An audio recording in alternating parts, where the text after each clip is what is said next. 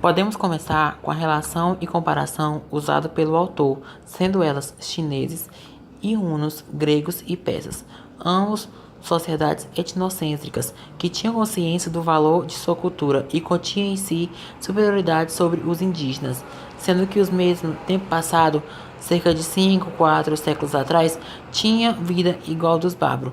Mesmo com esse partilhamento, essa sociedade acreditava ser herdeira dos civilizados, colonizadores de algumas regiões do Planalto, e não como antigos bárbaros, com características nômade, de qualidade guerreira. Os bárbaros e os civilizados está ligado a duas representações míticas, xiximecas e tautecas, ambos nômades, caçadores e povos tradicionais sem conhecimento até do fogo, por isso comia comida crua, carne de animal silvestre, se vestia da pele animal e dormia em cavernas devido não saber construir casas.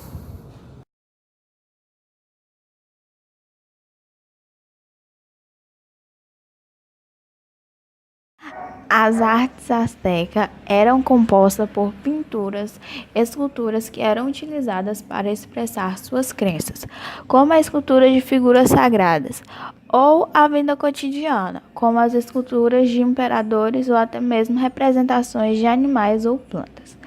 Já a pintura mexicana era decorada de afrescos, que se mantém em alguns manuscritos. Ou seja, na antiga sociedade mexicana, a arte não era feita apenas pela estética, ou como o próprio autor sugeriu, a arte não era feita pela arte, e sim para representações do cotidiano. E dentre os materiais utilizados, o ouro, a prata e a pedra estavam sempre presentes, e a utilização da plumagem também era bastante recorrente na época.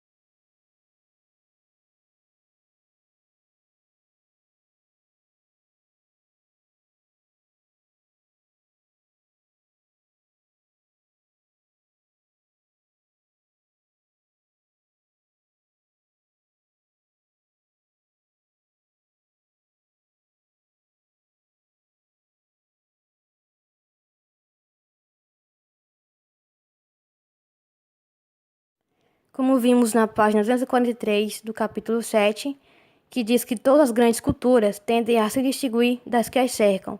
Assim também os astecas o faziam, ou seja, se distinguiam entre bárbaros e civilizados. Para eles, bárbaro era aquele sujeito mal educado, indisciplinado, não comedido no falar, um sujeito sem preceitos e sem equilíbrio. Já os sujeitos civilizados seguiam as normas contidas nos preceitos de anciãos, onde refletiam as ideias que os astecas tinham da atitude digna de um homem decente. Esses preceitos eram ter humildade, ser comedido no falar, comer com calma, andar com calma, não fazer caretas e tantos outros. Tais regras talvez foram dadas porque os grandes daquela época apareciam agitados por paixões brutais e incontroláveis por desejos, cuja violência chegava ao crime, como por exemplo em uma de suas narrativas em que o primeiro Montezuma, que é um certo governante asteca, ele tinha um nome revelador por significava aquele que fica enfurecido como um senhor. Em acesso de raiva, ele manda matar o seu próprio irmão.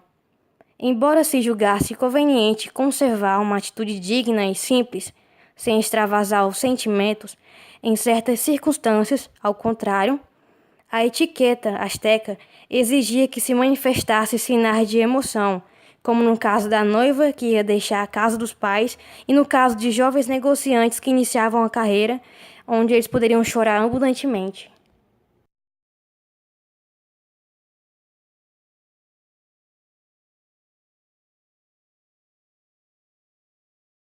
As artes da linguagem.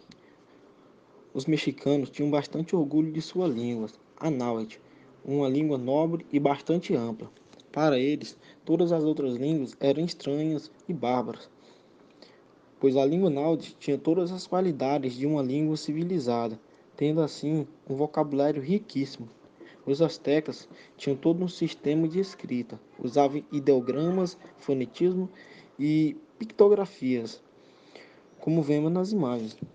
Suas escritas não permitiam representar exatamente a língua falada. Com todas as misturas de fonogramas e símbolos, ela resumia acontecimentos e dava um ponto de apoio para a memória.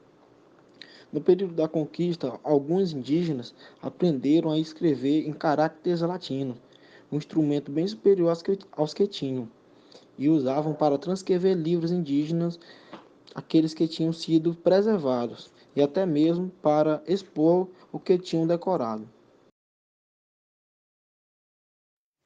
Os povos astecas distinguiam certo número de gêneros. Em primeiro lugar, o canto divino, como também era conhecido, os hinos, alguns dos quais, felizmente, foram transcritos, ou seja, constituindo um verdadeiro tesouro para o estudo da língua e do pensamento religioso dos mexicanos.